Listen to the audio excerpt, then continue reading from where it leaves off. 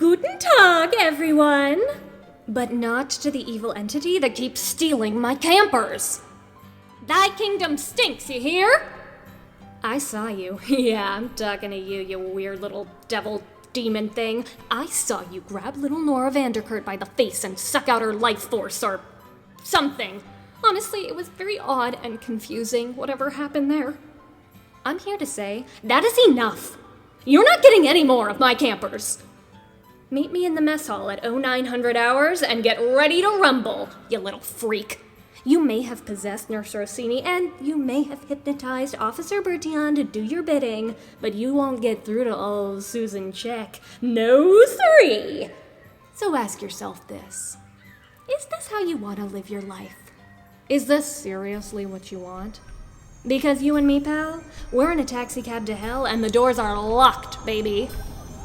As for everyone else, stay out of the mess hall. And stay alive!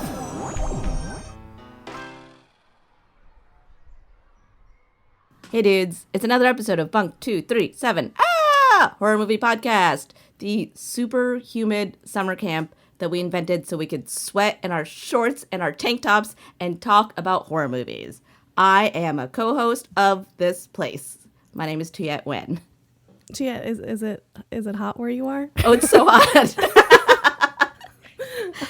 I'm in Los Angeles, California, and it is extremely hot. I can't think about anything else. I'm going to keep working it into the conversation. It's a little less hot where I am in Connecticut. This is me, the other host of Bunk 237, Robin Zlotnick, and I'm so excited for our guest today. She's a recording artist from Nashville, Tennessee. It's Caitlin Rose. Thank you, Caitlin. Hi, Caitlin. Hi. Hi, Caitlin. I'm so excited you're here. Oh, we jinxed. Yes. We just did it at the same time. I know. I'd like to talk over people on accident. So these are hard for me sometimes. That's why we have an editor. Shane, yeah. This is Shane's job. A little behind the scenes note, me and Caitlin are friends, and we have known each other for a while now. We met through touring, through music, etc. And then I think recently, but I think during COVID, we discovered that we both really love horror movies. And drinking is going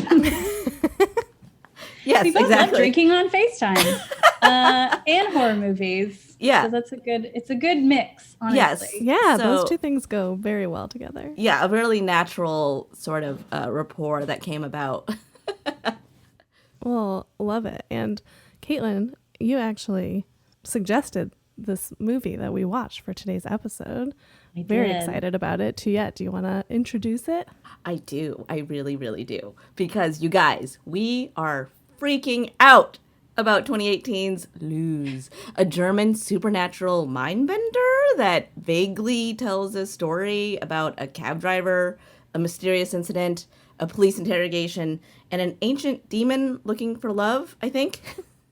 Sounds about right. I would also call it the ultimate toxic relationship, which has sort of been my main fascination with it. It's like a parable. It's a parable for the times. Oh God, I love that interpretation. Like let's get into that. Yeah, seriously. Yeah. So the thing that I love about this movie and don't like about this movie is that not enough people have said anything about it. So I've spent like the last 2 days being like, why is there not more, not info, but so it's like, it's a student thesis project. So this whole film was made with like $135,000 in Cologne, Germany. And it was sort of like not a school project, but yeah, more than a school project. But like, I don't think they ever suspected this was going to be something they were really going to have like a life with. And it's just one of those cool, like not DIY, but like very low budget kind of miracles, I would call it. It looks so good. I mean, it's amazing. It looks so good. The first note that I had for myself was just like, oh, this is a 100% my shit movie, which is like, it's creepy and it's kooky and it's like a horror movie that is just like super high, and like weird, like demon hallucinogens, and it's artsy and it's weird. And I'm like such a fan of stuff that's like weird like this, stuff that like I don't understand anything that's happening the first time around, but I fucking love it. I cannot get enough of this. Well, and I told you the first time around, I probably didn't know what was going on for the first 45 minutes of the movie. Right, and it's only 70 minutes long. Exactly. But that's also something, like, I texted to you and I was like, I really hope that you guys loved it. Like, I just finished my second viewing and I'm going to cry. Like, I love this movie so much, and it just elicits so much from, like, me emotionally, and I don't even understand it, but it is like kind of the perfect combination of everything to me that's really important. Like that Simon Wazat, whoever did the score, that's freaking fascinating. Everything about that. I've read a lot of interviews. Like I said, I can't find any like Reddit threads on this movie, which is, that sounds so stupid, but I didn't want to get on this and not feel like I was prepared to talk about it, because a lot of it is not vague, but a lot of it is left up to the watcher. And I think that's kind of one of the coolest things about it. Yeah. I had a similar experience where I was like, I watched it and I was like, okay, now I have to read everything I can find about it. Yes. Except every review I found was like, I don't know. It looks cool though. And I was like, okay, that was my reaction, but I need you to tell me more about what it's actually about. No, and that's kind of what I got too. That's why I ended up reading a lot of interviews with Tilman Singer, I think is the director's name. Yes. Those were really, it didn't really give me any more information. It more so gave me the go ahead to kind of have my own interpretation with it. But I think the most interesting thing is there was one interview I read where they were asking him, oh, did you do a lot of research into like exorcisms or like possession stuff? And he was like, no, I mostly was interested in the act of hypnotism. So he kind of, all of his research for this film was based on, you know, like the insanity of being able to crawl inside someone's brain. And even more so when it's the devil, I guess.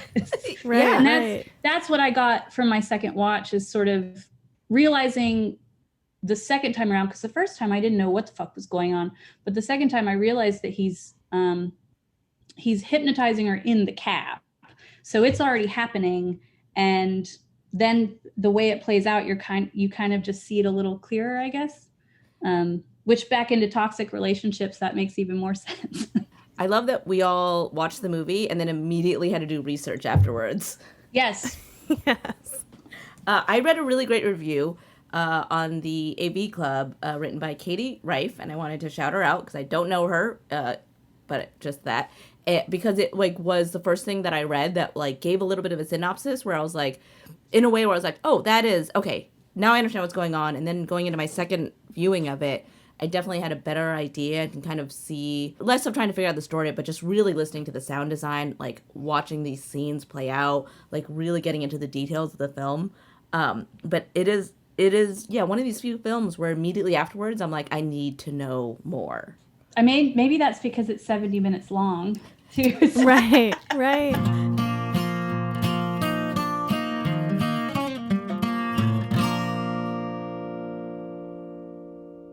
Alexa, leave us an Apple Podcast review. Here are the top 5 reviewed apples.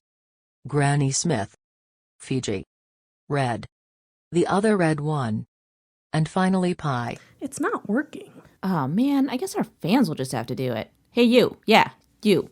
Leave us a review on Apple Podcasts if you're enjoying the show, because Alexa's being a real bitch about it. And she doesn't have fingers to type. I'm doing my best. My father was right. I should have gone to Brown University instead of Tampa Bay.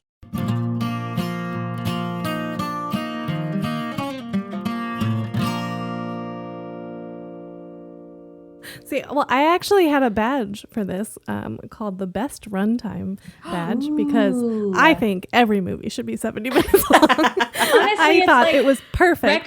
Records 45 minutes, movie 70 minutes. Yeah. If you can do it and accomplish something. Well, that's what's crazy about this movie is that it takes its time and somehow accomplishes so much in that 70 minutes. Yeah, I agree. Like, I love a concise horror movie that can, like, fuck you up in an hour. Hour-ish, you know what I mean?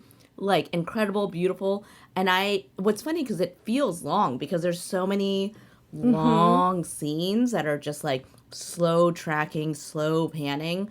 And so it's a weird illusion of it being a long movie, but being really once it's over, it's just like over, and it feels so good. Like even that at the end of it, shot of her coming into the police station is like over 2 minutes long. Yeah, it's brilliant. It also made me want to rearrange my coffee table. There's like so many things in this movie where, another tidbit. I feel the producer Dario something, which this is such like an Argento school movie that it's like, of course, yes, the producer's named Dario, but they went to school together, him and the director writer, and I think he worked in sculpture.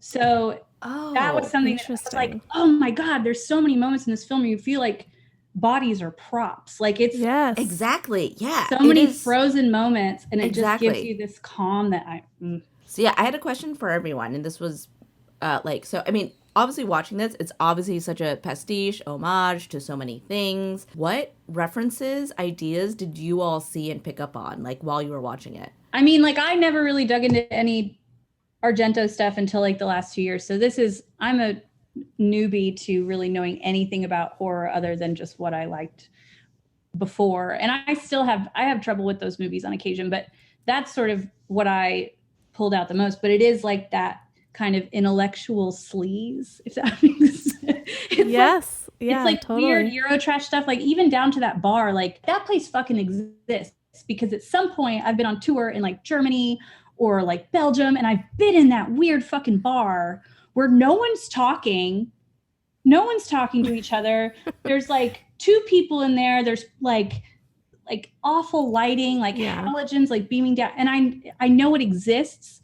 And I think that's one more thing I loved about this movie is the out of time. Like I love when obviously it's probably set like late 80s or whatever, but it's more the mood than fact, I guess. Totally. I had a badge that was the 911 pager code badge, because like right in the beginning they set it up with that little like pager. The pager. But what's really amazing about that is that it places the movie like somewhere in like the modern past.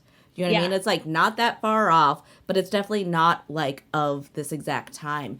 And I feel like that was a really kind of fun, subtle way to nod to kind of like what the whole movie is about, or at least like the tone of it being like in this like out of a place that feels out of time, but familiar, if that makes sense. And like with like that 16 millimeter, it's like you're there. It doesn't matter. Right. It probably wouldn't have mattered if the actual aesthetic of the film was different. It is that film creates that thing. Like you feel like you're about to watch something fucked up on TV at 4:00 in the morning, and you're like, oh my God, I'm so scared already. And it's so beautiful. What was cool is that like, you know, it was like pretty artsy, pretty eccentric, pretty weird, but there was also, you could see the craft in the movie. You know what I mean? You could see like the craft of the tracking shots of the sort of statuesque people, of the sound design. I think the sound design crushed my soul in the best way. No.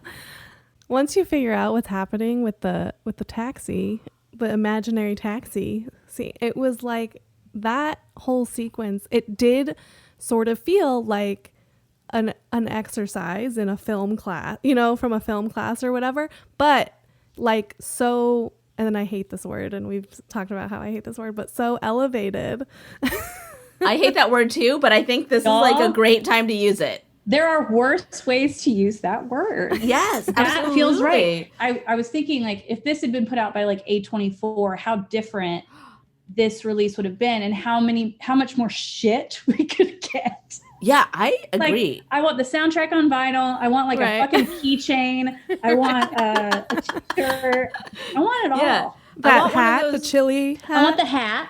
That would be she amazing. wears the whole time. Oh, I love that hat. God. I love her. I love the costume. Okay, wait. So my first badge is coming in. Yes. So from the very opening scene, I already give it the Midnight Society badge because the soundtrack so follows Are You Afraid of the Dark theme song. Like it just feels, it's not that it follows it. It's that it just like, I have that feeling of like, something great is gonna happen right now. And then she walks in that outfit and you're like, you're about to tell me a story. But she does. She looks like she's about to sit down and like, you know, put her little hand up on her chin and be like, this is the story. You're so it's right. Too fucked up It's too fucked up for kids' cable television, but this is the story. Caitlin, you're so right. And this is why we're friends. This is why collectively the three of us are here right now, is because we all watched Are You Afraid of the Dark when we were kids. Oh, honestly, like if I can be a repeat guest, please. Maybe we should just start a separate Are You Afraid of the Dark podcast. I did watch the Ghastly Grinner last night, and I have to say, like, I don't know how our parent, like, how did we watch that stuff? Yeah, right? That one's really scary. Kaylin, I really want to get into this toxic relationship angle because I didn't totally think about that. I mean, I did sort of like understand how psychosexual this movie was, which I really liked. And I really like this. And it did sort of seem like this demon was just sort of like, you know, I don't know, traveling through time for Luz. But it was also like, you're right. It was a terrible relationship between this ancient demon and this young woman. Well, and she continues to call him back. She called that demon into being. Like, it's such an interesting horror story because it's not that she was this sort of pursued victim. It's sort of like this long on and off again toxic relationship. And by the end, what's so interesting is, you know, that moment when the kiss finally happens and the twitching's going on and then the break happens. And the break makes it look to me every time like he's died before he's made it in. And there's this pure pain. And she kind of continues to go. And you think it's because she's trying to bring it back so she can bring it into her. And then you see that it actually has made connection. It's docked.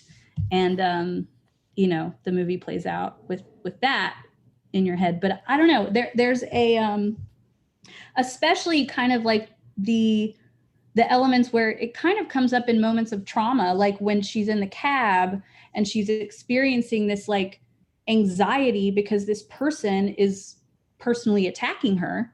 And that's when she calls it back. So I don't know. There's so many vague elements of like really clear kind of trauma reactions and things like that, which are more and more frequent in the horror films we watch. And as a woman, it's always really, really inspiring to me to see it done in a way that's not offensive. So somebody wrote this film that as an hour-long panic attack, which I thought was a really interesting way of putting it. That is a good way of putting it. What's so interesting about it too is like we're not her backstory is fairly non-existent. I mean, like besides the school stuff where you realize that she's already, you know, had her experiences with, you know, she's already had this dark connection at that time. Like we don't know, there's no like trauma event in her past that justify, there's no rape or like, you know, something that like she's just kind of evil. Yeah, and that's the thing is like, is Luz, like, is she evil? Because like what I really latch onto, especially in the relationship stuff, was the sort of gender fuckery of it. You know what I mean? Like the sort of, because this is like a super queer movie. You know, like there's sort of really like goes back and forth, and especially like this demon as a non-binary. Like, it's a demon. It doesn't have a gender. Right. It's just this fucking like fucked up entity. It's just an entity, right? You know, it is interesting that Luz, like, we don't know why she's evil. It's just always like, it's like the girl with all the gifts. It was like she was just picked as the one to be the conduit because she called this demon into the world. She invited this demon into the world because she was in love with a girl, which is great. Yes. I would say one more thing on the subject of Luz's trauma, because what I kind of garnered is that she was so lonely that she found this sort of, like, a young person is always the person who's going to get mixed up with the devil, because like it's like, whatever, I just want a friend, you know, like you're not really thinking about the outcome of this. You're just like, I'm so lonely, like whoever will come to me right now, just I don't care. I'm so lonely. I hate all of these fucking people. Caitlin, I want you to know that hurts my heart because I'm like, I think that's me. Because I went from Catholic school to being like a super weird goth kid and as a high schooler. I rebelled so hard. And I think that's what we're saying about Luz, right? It's sort of like she was like You're finding a way out of something that you feel so ostracized from. By like getting into the devil. What was your incantation? Did you have an incantation?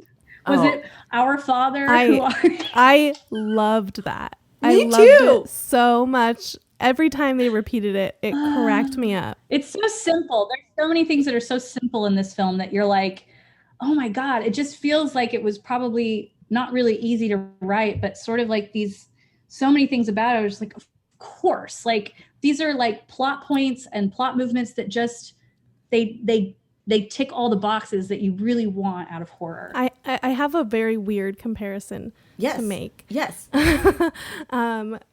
Because yes, I agree. Like all of these things were so purposeful and yet they were like hardly explained. And to me, this is similar to, hear me out, John Wick, the Keanu Reeves action movie, which is such a fucking well-written, like very taut movie that does not explain the world. It just puts you in it and expects you to catch up. And this movie did the same thing. So is that on my list now? Because I've never watched John Wick. I've only seen John Wick 2 and it was I'm a big sequels person. And that was one of the first movies we talked about was Omen 2. So I know that we haven't gotten to it this time, but next time. Do Omen and then I'll jump in for Omen 2. And you guys will be like, why the fuck did she make me do this?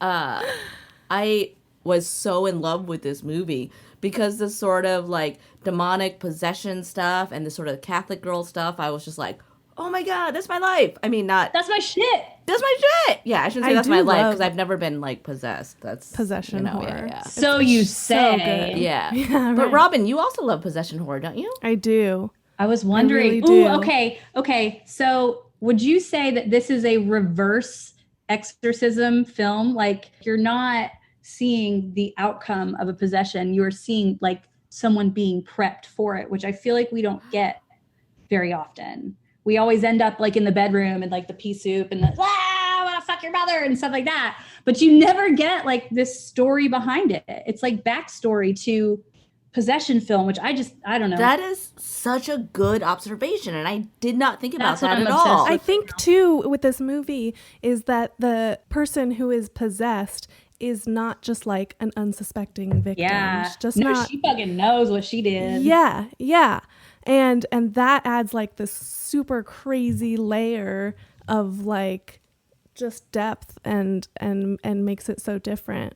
Yeah. It also really ticks on that line, and I feel like kind of an idiot because every time she says the line, like, is this really what you want with your life? I'm still trying to figure out who's saying that, which I don't know if that's just because I'm still missing the point. Or no, that's hard. Like there are so many options. Exactly. I know. I didn't want to say the wrong thing. To me, it like landed. I don't know if it landed anywhere, but I thought that it was the demon speaking to Luz. Or three. Yeah. Okay. That's what I thought too. That makes the most sense. Because what I realized, and this is what I realized that the devil does in this movie, is the repetition of things and the cyclical nature of things, because everything kept coming back around because they kept saying the same things over and over again. And that line of like, so what do you want to do? This is how you're going to live. They kept reliving these things. They kept re-saying these things. And I think that's an influence of the devil. So in any toxic relationship, the question is, clearly there is, it takes two to tango for the most part, but do you think that the demon was actually in love with Luz, or is it like most toxic relationships where it's just the need and the want and the desire to have something?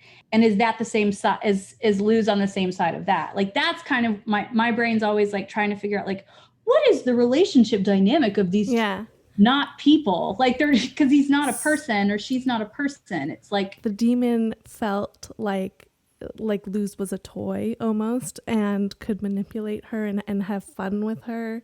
Yeah. And she was sort of also a willing participant, which was like interesting for them. And like, I don't know, that's where my brain went. That's well, and the demon wants to continue. So it's weird. Like when when the demon finally walks out and Luz, and you're like, is that the end? Like, are you good? Like, or are you still hopping? Like, right. Are you satisfied? Because it are didn't you fucking feel like satisfied? it didn't feel like the demon was necessary. Like, yes, he was trying to get back into Luz, but wasn't worried about it. You know, Yeah. like, and I think that's because Luz was a medium. My girlfriend has a gift. She has a gift, and that is that she is receptive and open to these things, or else I feel like that's the pronoun for the demon, I guess. Yeah, absolutely. It's so interesting because they jump back and forth, but I think the demon is a they. And absolutely. That demon is like, shit, like, I'll take any ride I can get, man. Right.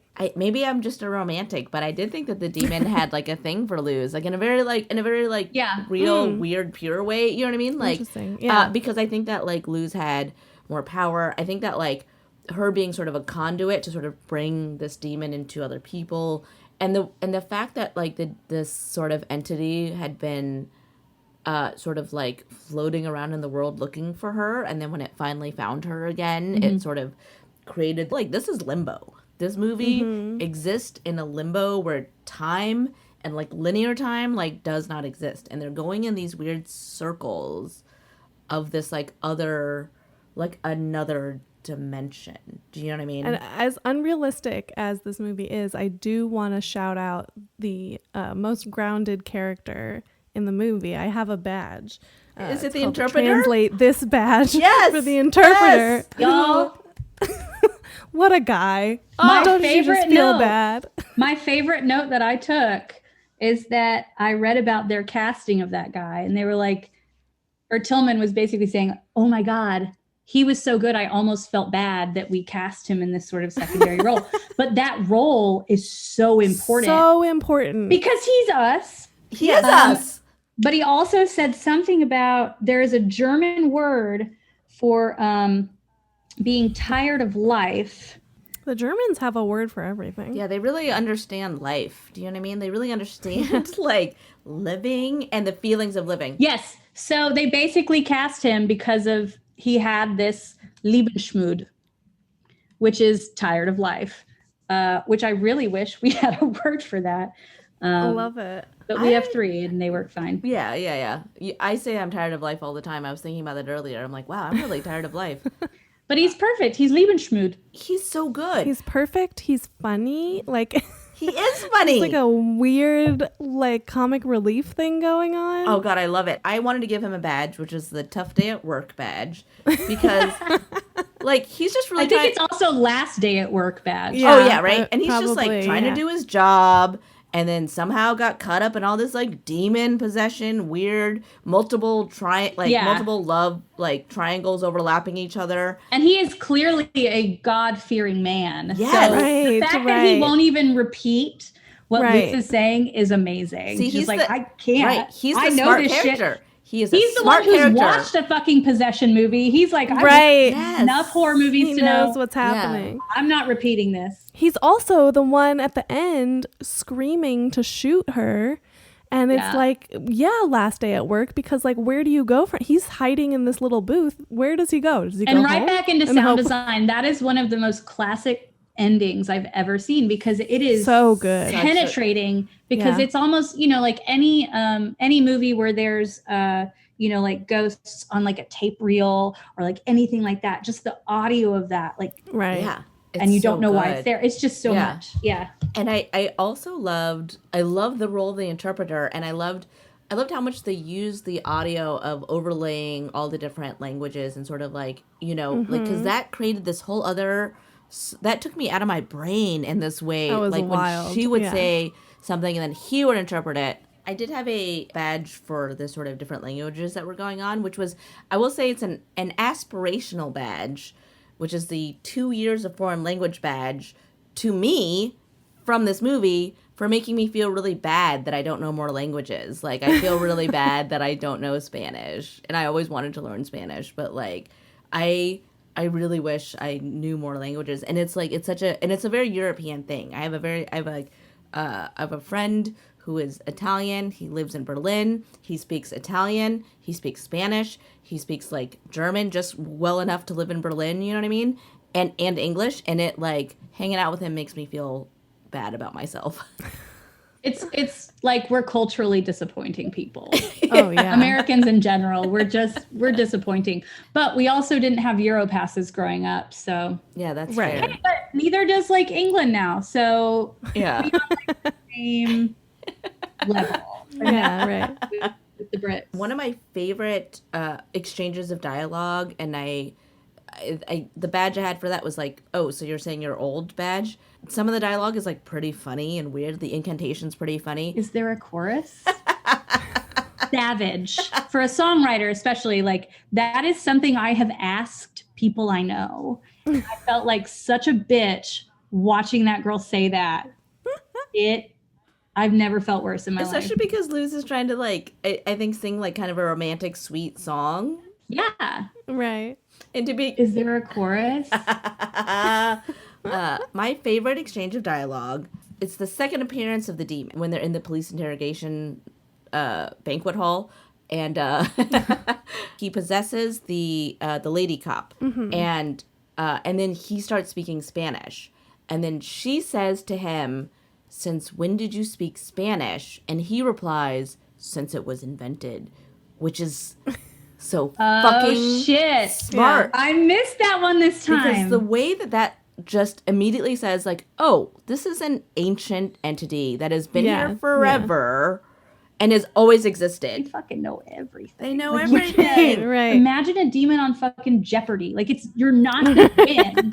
Right. You're not gonna win. I think that's what made the doctor's performance so incredible. Like he was a cocky demon. Yeah, he had like And kind of funny. like Yes, he had like kind this, of like, James Spader vibes too. Like Yeah. I got a little James Spader, Like this like swagger and like fuck you kind of like I'm the shit kind of thing Yeah. going on. It was great. when he starts like tearing off the clothes and Yes. I love this for you. Totally. This is like a really He's so like arrogant. no shame. Totally. No shame. And he's doing it like while making eye contact with the interpreter, stuck in the sound booth, and he uses that pen to like Shoving the pen pen up up his nose to like make his nose bleed, and then like using it as hair gel. That made me cringe harder than like I think The sound. any of the It Saw was the movies or sound. anything Yeah. in my life. It was And that attempt, that's their attempt, I guess, to recreate the last entity or to recreate Marguerite. Mm. oh, So that's why it's yeah. okay. It's weird, and that's what I loved is when they're telling someone the last time I saw her, I was in less than an ideal form. Okay, the thing with I think it was Margarita, the Is it roommate. Margarita or Marguerite? I think it's I think it's Margarita. So the thing is that Luz convinced her that she was pregnant and then she killed herself? Well, No. I thought that. Oh yes, no, yeah, Wait, that's true. Oh wait, is that what that was? Because I thought that it was that she thought she was pregnant and then Luz was gonna help her have an abortion. I thought that's what that was. Oh, there. Oh yeah, there and then was she died mention. because she got possessed, and then they left and she died. Right. Okay. That's Oh, I thought that okay. was like a weird Catholic schoolgirl abortion thing. Because also, as you know, Okay, I being think Catholic, you're that's right. very shameful to be pregnant Right, on a right. red knock. And I guess if you grow up in a Catholic school and someone says, "Oh, she passed away or committed suicide," they're usually going to be like, "Yeah, she like had an illegal abortion and she died." Yeah. So yeah, Yeah. I just realized. What's that? So that was my girlfriend has a special gift. When she says it smells like fish, people smell fish. When she tells her she's pregnant, she's pregnant. She becomes So she's pregnant. always had. That's what it is. Oh my God, I'm still learning. Wait, what do you mean? That's what it is. No, that's so true. The power of persuasion. She is almost an equal to this demon because Right, because the devil made me do he it. is also capable of. I did have one more badge, which was missed opportunity advertisement badge, because the entire opening scene would have made a really great 90s Coke commercial. I I have one more badge. It's a silly badge. It's the smoke machine budget badge, because they probably blew half their budget on the smoke machine, but it was like, it worked, you know? It just added so much. And it didn't look like smoke machine smoke. It looked like demon hellscape smoke. Yes, I agree. For being such a low budget film with such limited sets and cast, it looked so good. Can we give it the team effort badge as well? Absolutely, I we feel can. like Yes, that I love school that. coming together is really cool. That is so really heartwarming. What warmed my heart the most. It's like 150 kids working on one person's thesis. That's like, maybe that's why I keep crying at the end of it. It just feels beautiful. Actually, the more that we talk about it, I'm like, aw, it is. That's like a strange reaction to have to this movie, that we're all like, oh, Because it's also genuinely scary and creepy. Yeah. What I really love about this current conversation is, especially in pertaining to Luz, is how much we've talked about it and how much we've talked about how much we love it and why we love it and why we don't understand it, without really telling anyone what this movie is about or describing a lot of details of the movie. That's what you're supposed to put at the beginning. No, There's- just so you guys, the thing is, like, you just have to watch it. you just have to watch You it. have to watch It's 70 minutes long. You don't need to know what it's about going in. Just watch it. You have an hour and 10 minutes. Yeah, absolutely. And that's the thing. It's like, everyone listening, just watch this movie. You're either gonna like not understand it and hate it, or you're gonna not understand it and think and fucking love it. Last question for you, Caitlin. Where can we find you on the internet if we want to find you on the internet? Oh, patreon.com. I think it's the real Caitlin Rose, because there's a There's a fake Caitlin Rose out there. no, there's like 1,000 of them. 1,000 So, super fake Caitlin Roses. It became one of the most popular first name, middle name combos sometime in the early 90s when Gen Z's was popping up. And so now if you search Caitlin Rose on Twitter, you get kind of a lot of girls talking about, what they saw on Siesta Key last night or something. But it is intense. So it's sort of a tongue-in-cheek, the real Caitlin Rose. I don't feel like I'm the only Caitlin Rose in the world, because I'm not. But yeah, that's where you can find me. It's fun. Tell us what projects you have going on. What's new in your life? Well, I put out a couple of records last few years, and now I'm after a while working on a new one, and that just finished mixing, and it was a COVID record, so we tracked it last year in March and then finished it last month. So yeah, it's been an interesting process, but that's hopefully coming out early 2022. But there's also going to be a re-release of the first record I did, Onside Now, for a 10-year anniversary, which is really fun. Caitlin, that's so cool. awesome. That's Yeah. excellent. They're gonna do things for it. It's so exciting. That's like very things cool. that, like, you know, when people do like all the cool stuff, like here's colored vinyl and here's like a sticker and all those special little things that I never got before. So I'm really excited. Oh, fun. That's awesome. My last question for everyone is, will you guys do the incantation with me? Did you write it Yes. down? And this is very... You have to text This it is, to no. me. I'll say it. This is a super Catholic, like, call and response thing. Like, if you've ever been to mass, call and God. response. Okay, you spooky. guys ready? Our Father, why art thou such a dick? Our Father, why art thou such a dick? You see a girl and reveal your true self. You You see a girl and reveal your true self. Thy kingdom stinks. Thy kingdom stinks. Thy will be done in the crotch of an old grandpa. Thy will be done in the crotch of an old grandpa. Let us today go fuck the Son of Mary. Let us today go fuck the Son of Mary. Amen. Amen. Amen. Caitlin. Luz. What did we just I don't know. Thanks for coming on. Hopefully we'll be back next time. I don't know.